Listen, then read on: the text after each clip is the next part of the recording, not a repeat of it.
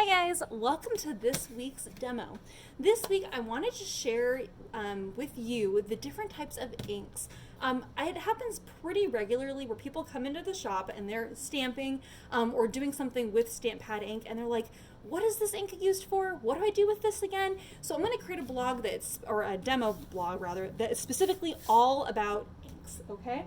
So I'm going to talk with you today about the VersaFine Clear ink, about Versamark ink, which is a clear ink pad, okay? Distress inks and Distress Oxide inks, okay? So these are the four that I use a lot of these inks in the shop. Occasionally I'll use a different one, but these are the ones that I'm going to focus on today because these are the ones I get the most questions about, all right? So we are going to start with Distress ink first. Okay. All right, so in the world of distress ink, I pulled out I guess we'll call it an ombre assortment. So we're gonna flow from one color to the other, use my blending brush. But I wanted to first show you about what this ink is all about. Let me grab a craft mat, hold on. All right, so this ink here. All right, so the main thing that I like to do with these inks is use my blending brushes. Blending brushes, which I'm sure if you guys have been watching my blog for a while, you probably already know what these are, but a blending brush is an actual brush. It has bristles in it, okay? So it is a brush, it's not foam, and the brush is so dense that you can actually apply and brush down ink, which is really, really cool. So you can take this ink pad, and this is a true dye-based ink pad, so it actually moves with water. And I'm going to explain to you what that means here in just a moment. So it's going to be, it's not waterproof, it moves with water, okay? So we're going to blend this out. I'm just going to pick up some color here, and I'm just going to kind of lightly apply some color onto my paper here with my blending brush. And you see how beautifully that color goes down. I just absolutely love using these brushes for this purpose. And you get this really nice, gorgeous blend on the paper here. And what's nice about this is that you can then blend into your next color. I'm just going to go ahead and pick that color up and blend that one down next. And isn't this beautiful how this blends out? Oh, I just love the colors. You get this beautiful gradation of color here, which is so nice. And when you're using your blending brushes, oftentimes they ask you to use your dye-based inks or your distress inks. There are a couple other brands out there that are truly dye-based, but this is the main one. And then I'm going to blend into my more peacock feathers color, which is a little bit more of a green. Kind of blend that out a little bit. Okay, all right, so you get this really beautiful blend of colors. I know mine is not a perfect blend, but you get the idea. Oh, this one little section is a little bit bloody for me. Okay, all right, so colors down, first grade. All right, so then you can actually take a water brush. So this is a water brush. It has just water in it. Okay, so it's just a water brush that has water in it. Okay, so it's just paintbrush with water in the channel. And if you have a little puddle of water over here, I know my puddle is technically blue because I was watercoloring in blue before this, but we're gonna go with plain water here. Then you can actually just splatter water onto the blended background surface and it creates this really cool effect. And it what's happening is that it moves the ink and so you get this really cool splatter effect. So this happens just because water is touching the ink and the ink is not waterproof, so you get this really cool effect on there, which I really, really like. Okay. So that's pretty much one of the main things that I use distress inks for, is doing blending and then adding the splatter effect, like if I'm doing a galaxy background or something. This paper is called Chrome Coat, and you can see it's glossy, and it's only glossy on one side. It's not glossy on this side, but it is glossy on this side. This is a really interesting paper because the paper is what's referred to as permeable, which means that the ink will actually fall below the gloss. So check this out. So I'm going to go ahead and blend my colors on here again. Okay, so we're going to start with my other color. All right, but what's cool about this paper is that because it's glossy, you can actually take more time blending your colors out, which is really cool. So we'll do one, then we're going to go into this color. But this is the thing about this paper, is that now normally when we use distress inks and the ink dries, you be just like on this other one, you can use water and it will splatter and you can displace the background. When it comes to chrome coat paper, this is the weird thing. After the ink is totally on here and it falls beneath that surface, beneath that glossy surface, the ink will not move again. It is very bizarre, but it's fallen below the gloss, so it's fallen below the permeable surface. So even if you were to try and do other techniques on top, it's not going to react in the same way, because the ink is totally, well, okay, that was a mistake. Once it's dry, the ink is not going to move. It's going to be totally waterproof. It's really bizarre, but it's kind of an interesting kind of an effect. But what's nice about the glossy paper is that you can actually take your time to blend out and get a little bit of a cleaner blend, which I do like. Okay, but let's say that you're going to kind of create a really interesting splatter effect. You can do that with your distress inks. I call this smooshing onto your craft mat. So you can actually smoosh the ink onto your craft mat like so. And then add some water. I'm just going to do a quick little spray on here just so that my inks start moving around. And then I'm going to take that glossy paper and I'm going to smoosh it onto that ink there, and you kind of get an interesting kind of splatter effect. Now, when this is on here, this is kind of an interesting thing that's going on. It's kind of wet at the moment. When you get this on here and then you use a heat gun and you dry it, the effect is totally different. It's actually really cool. So I'm going to take my heat gun and dry this. Hold on.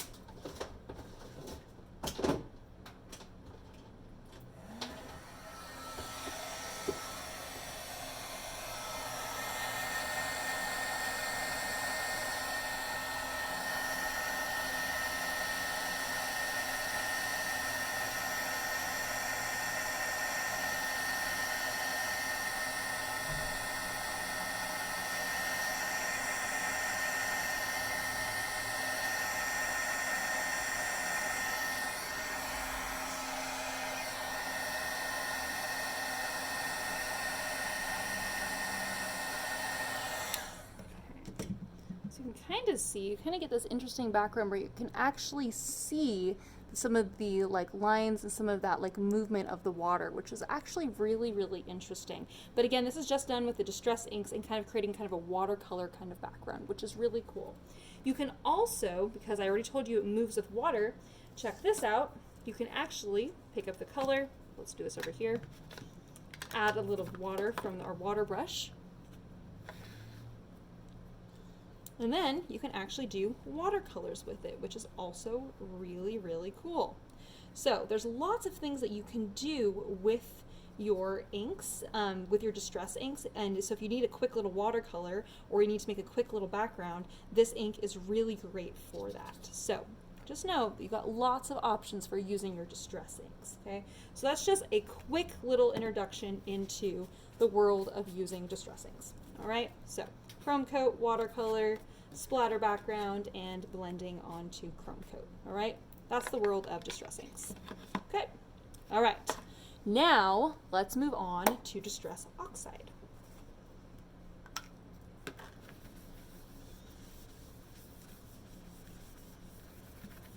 So distress oxide. That is this stuff. So distress oxide, distress, a number of people have asked me this over the years. Distress is just the name of the brand. He has like distressed color names like Festive Berries, Ripe Persimmon, Wilted Violet, Squeezed Lemonade. But the word distress does not really lead you to lead.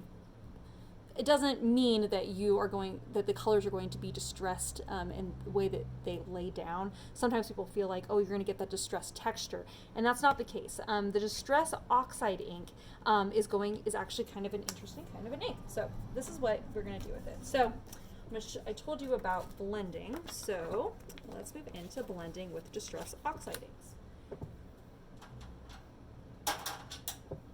Distress Oxide inks are my most favorite for blending because the colors are incredible. On white paper, the inks are extremely vibrant, but also they stay wet a little bit longer. This ink is called a hybrid ink, so it's a dye-based and it's a pigment. So that means that you're going to get a lot of color on here, but it also means that the ink is not going to be waterproof because it is a bit of a dye-based ink. So we're going to blend it out. What's so nice about this, you can already see, is that the colors are extremely vibrant, absolutely beautiful. But also, look how soft and gorgeous that blend is. Oh my gosh, I just love that. So then we're going to go into our next color here. We can blend in this color, and just look at that. Look how beautiful that color is. Oh, I'm obviously a really big fan of color. I love color. It makes me very happy. But that blend is just perfect, and it's absolutely stunning. And then we're going to move into our orange. And what's also nice about this ink, this is a kind of a weird thing, is that even if you have two colors that wouldn't normally go together, let's say you did a green and an orange together, the colors are not going to blend to mix mud. They are going to create, they're going to be two vibrant colors just right next to each other, which is just absolutely wonderful. But just look at that blend. Look at that. Look how gorgeous this is. Oh, I love it so much. Love, love, love, love, love, love. Oh, just love color. I love color. So now that you kind of get that idea, just know that you have some different options for when you're playing with this kind of effect. So we were talking about doing the splatter technique, which of course you can absolutely do on this ink because it's going to displace the background just like the Distress ink is. I'm just going to blend down some colors real fast so I can show you. Remember how we talked about how what if you're going from one color into another color? Well, let's go ahead and do that. I need to clean my brush off from my orange. Actually, I might just go grab a new brush. Pick a different color here. So now I'm going to do Lucky Clover. I'm going to blend that down. Gosh, these colors are beautiful. And you get that beautiful color there. Okay, so two absolutely stunning colors. You do, of course, have that gradation there where it blends from one into the other, but it's not making a nasty color. It's just really beautiful. Okay, so you see how that's done. And then I showed you the splatter effect, so we'll do the splatter again. Oh, it's a blue. Oh, because I did blue watercolors. There we go. So squirt out a little puddle of water, and then we could do that splatter effect again. So fun, super easy to do. And that splatter happens, the effect happens like immediately. Isn't that so cool? I just love that look. Again, if you're doing Galaxy or just want something kind of interesting, you get this beautiful, vibrant color, but then you can create that splatter effect because the ink is going to move with water, okay? So now let's talk about just stamping with the Distress Oxide ink. So when you're stamping with the Distress ink, Oxide ink, I'm just gonna grab a little piece of paper here. All right, this ink is going to stay wet longer, which means that when you're using it, we're just gonna pick something random here. I'm gonna go ahead and ink up my stamp. So I'm gonna stamp this down. And I have an octopus stamp. I'm also going to stamp it on here with some octopus tentacles on it.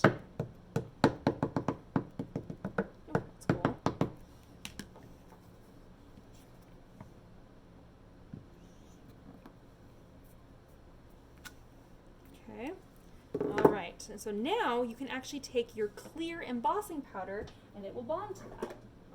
Because weirdly enough, the Distress Oxide ink, because it stays wet long enough, you can actually put embossing powder on it and the ink is wet enough that it will hold the embossing powder in place, and then you can heat set it.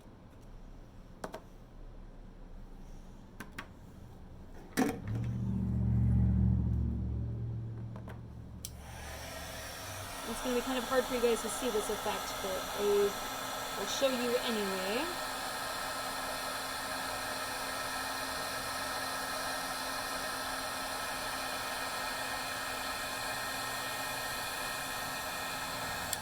So when you apply embossing powder onto it, then the ink becomes waterproof because the embossing powder melts with the ink and it makes it so that it bonds and melts to the paper itself. So then you end up with a waterproof kind of an image, and you could do other things on top of it if you wanted to. But it's also slightly raised up because it's embossed, so it's a little bit more textured, which is really, really cool. By the way, this says, friends come and go like the waves of the ocean, but the true ones stay like an octopus on your face.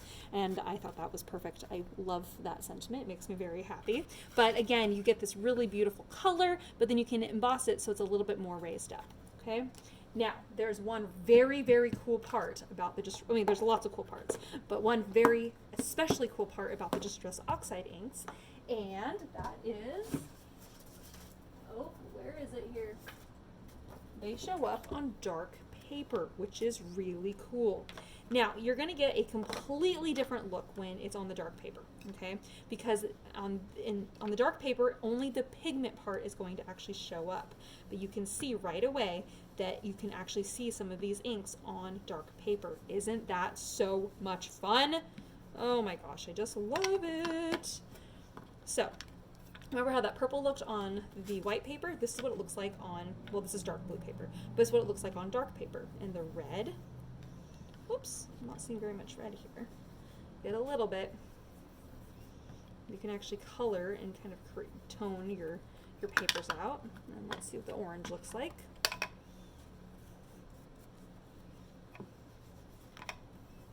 Ooh, loving that orange on there. So you can actually create onto the darker paper, which I thought was really kind of cool.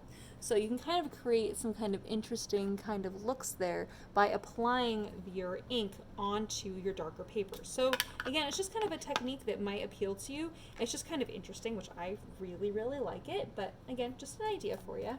So let's see here. All right, so then that is what we're gonna have for doing your, basically your use for using your Distress Oxides. Beautiful, vibrant colors. You can do the blend, you can do the splatter, and you can stamp with it, and the stamping image is really nice and crisp and beautiful, but you can also heat emboss with it. So those are your ideas for using your Distress Oxide inks. All right, okay, on to the VersaFine Clair. All right, so the world of VersaFine Clair.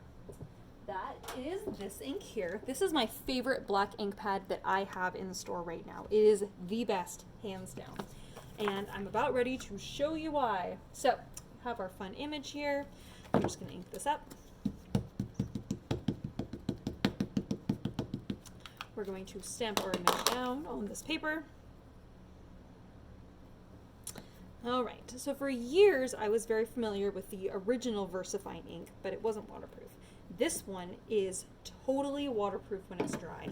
It is amazing. It is the best ink out there. I cannot tell you enough how much I love this ink. While we're letting this completely, totally 100% dry, I'm just gonna tuck it to the side for just a moment, and I'm gonna stamp this image, well, actually I'll stamp the other one. I'll stamp the image a second time. And this time I'm going to use a different color of the VersaFine Clair ink. So let's say I want my image to be red. So this is the glamorous color of Distress, or of the VersaFine Clair ink. I'm going to stamp that down. And we're going to stamp this down. So let's say that you want it to heat emboss, but you want the embossing to be a different color. So what you can do is you stamp your image, and then the VersaFine Clair ink does stay wet long enough you can actually do heat embossing with it. So we're just gonna, this is my clear embossing powder in a tub. So I'm gonna go ahead and put some embossing powder on that. And we'll heat set it.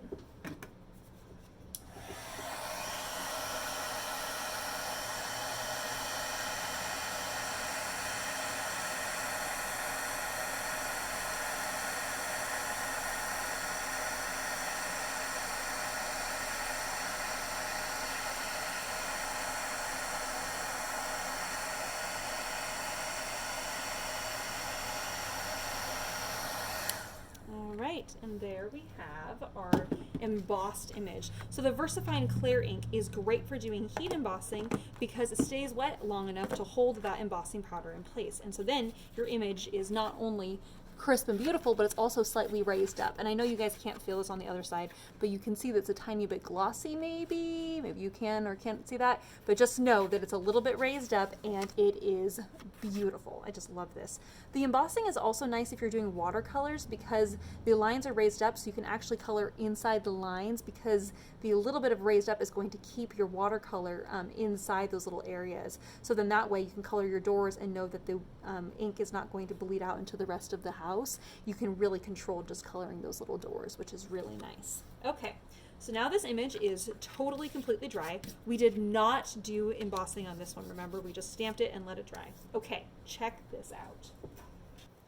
So these are markers I just got in stock. These are the new brush markers that are so cool.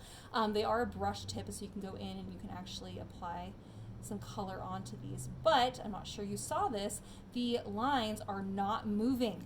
The image is just totally stable. It's not moving even using markers, or you could even do watercolors, and the lines do not move at all, which is amazing.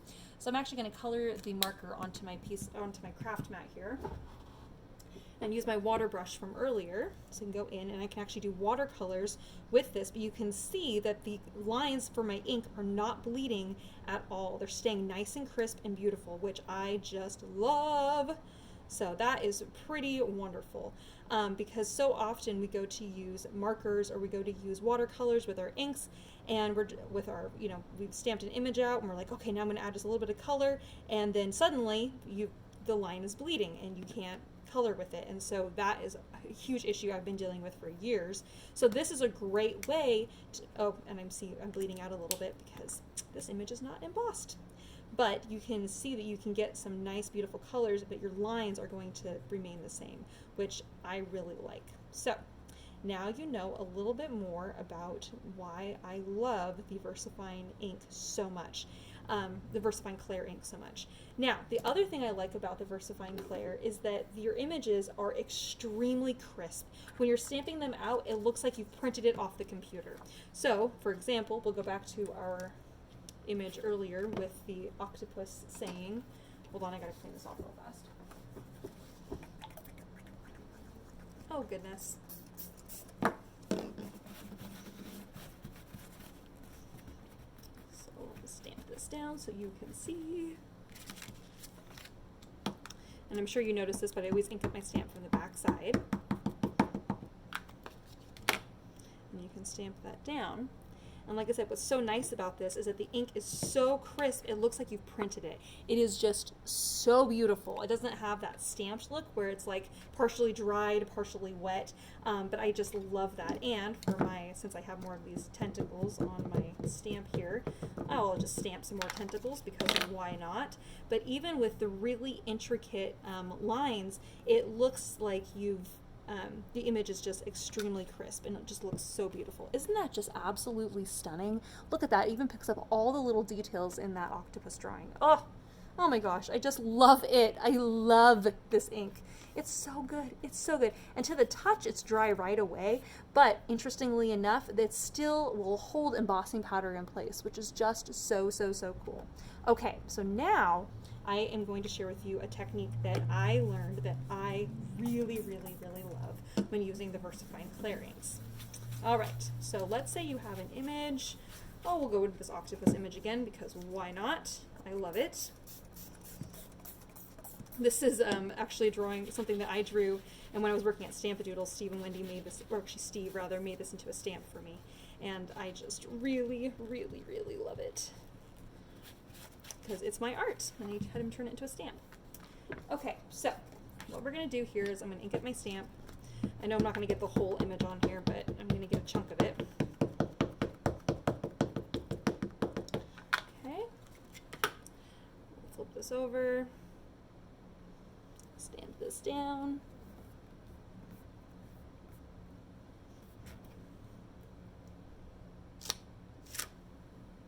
Oh, didn't come out as crisp as I'd want, but that's okay. I didn't have quite enough even pressure on it, but that's all right because the effect will still be there. All right, so this is Pearl X powder. I put it into a little jar And I nicknamed my Pearlix powder Gold Dust because I thought that was way more magical. But it's this stuff. It's just, you can kind of see how it looks in my fingers. It's kind of iridescent. It is a powder. You can mix it into acrylic paints. What's also cool is you can brush it onto this ink and the ink becomes metallic. Isn't this amazing? I cannot share with you enough how much this makes me, how happy this makes me. It just, look how cool this is. So even if you don't have a gold ink pad, you can accomplish a very similar effect just by brushing on the Pearlix powder. Look at that. Isn't that incredible? And the ink was not like wet or anything, but it held that Pearlix powder in place, which is just so cool. Oh my gosh, I just love that so much. So that is probably one of my favorite things about using the VersaFine Clear inks that I've just been so impressed with. So now you know a little bit more about using your VersaFine Clear inks and why I love them so much. And they do come in a variety of rainbow colors, but these are just the ones I have open at the moment. So, best black ink pad ever. Love it. Love, love, love. All right, on to the last ink I'm going to share with you is called the Versamark ink pad. This is the clear ink pad, okay? So I'm going to show you how to use this. So let's say you're working with a paper. I'm going to use this Star Drain paper with a paper that has a finish on it and you're not sure if your ink is going to bond to it or not. So we're going to use the Versamark ink pad. It's a clear ink pad and I'm going to ink up my stamp here. And then I'm going to use, let's say I wanted to emboss it. This is the ink. This is the embossing ink for doing heat embossing. Okay, so again, it's going to be clear. So we're going to lay that down. Okay, I know you can barely see the image because there was a tiny little bit of ink still on there. And embossing powder time. So let's say that you want to emboss a couple different colors. So what we're going to do here is first what I'm going to do is I'm going to do a little bit of black and I'm going to do a little bit of gold. So I want the black to be the top where my city is. I'm going to move that around a little bit and put it back in the container, pouring off in the direction that I want the embossing powder to cover. Okay. Pour all this out back into this container so don't waste any. And then I'm also going to do some gold embossing powder. I'm going to do that at the bottom. So this is called multicolor embossing. I'm actually just going to cover the whole image in case there's any part of that image that did not get embossing powder on it. Now the whole image will have embossing powder on it. I'm going to kind of tap it to shake off any excess. And so now your image appears, okay? And so then we're going to heat set it. So the Versamark ink, it was the traditional, original embossing powder ink because it's clear, so then you can stamp it down and then you just heat set it and then that's it.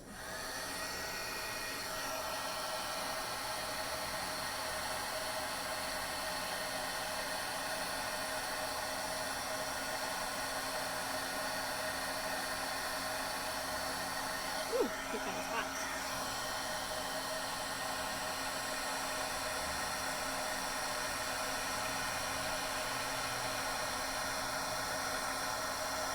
Ooh, that gold is beautiful. All right.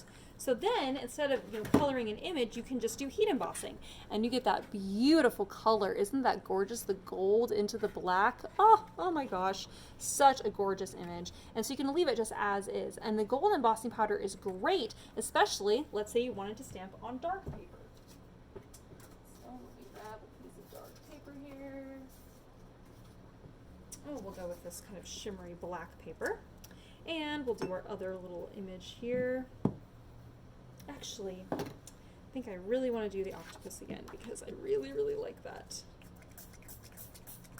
We'll see how the octopus turns out because it is a very intricate image. So let's see if my clear ink pad will pick up the intricacies or if it's not going to work on this guy. Sometimes it works on the intricate images, sometimes it doesn't, because it is an oil-based ink pad. That's the thing about it, is that it is oil-based, and so the ink stays wet long enough to actually hold embossing powders in place. So that's why the Versamark ink works so well for doing heat embossing. All right, so let's say we wanted to stamp on this image, but of course we don't we want it to really stand out. So this is the best way for doing that. We're going to ink up our stamp. We're ink it up really, really, really good. Then we're going to stamp our image. And let's see if I can make this work so we get even pressure across the whole thing. And in this case, I'm going to actually do detail white embossing powder, and we're going to see how well that stands out. I can't guarantee this is going to work, but we're going to try. And if it doesn't work, I'll show you the technique with a different stamp. This is kind of a big stamp, so I don't know how well this is going to work. Let's see if it will pick up all the little intricate bits of my stamp. Oh, it might. Yeah, it did okay. It did okay.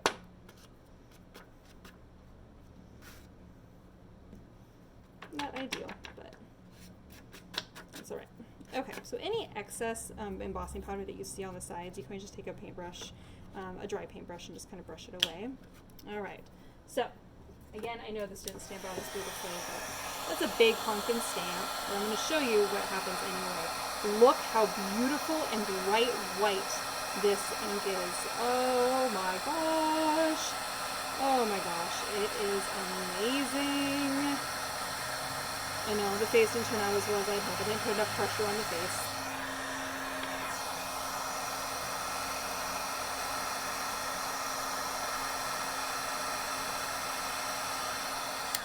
That white ink on that dark paper looks so cool. I just absolutely love that. I love how vibrant that is. It's just absolutely amazing. I know my image didn't fully ink up there and there, but you get the idea. It is just, it's really, really cool, the effect that happens. All right, so then the last thing I want to share with you about the Versamark ink pad, oops, put this away here, my embossing powder, is, remember we were talking earlier about stamping with an image and using the powder from earlier. So if you have your image here, and we have our Pearl-X powder, my gold dust is what I'm calling it. By the way, Pearl-X powder comes in a variety of different colors. I was just using gold earlier. So you can ink up your stamp. And this is a really fun activity if you're wanting to do something for kids and you're wanting them to reveal the image. So of course you want to stamp in clear. This is kind of clear. But then you can give them a little bottle, like a little tiny vial of Pearl-X powder. See, it comes in all these other fun colors too. So I'm going to show you doing multicolor Pearl-X powder.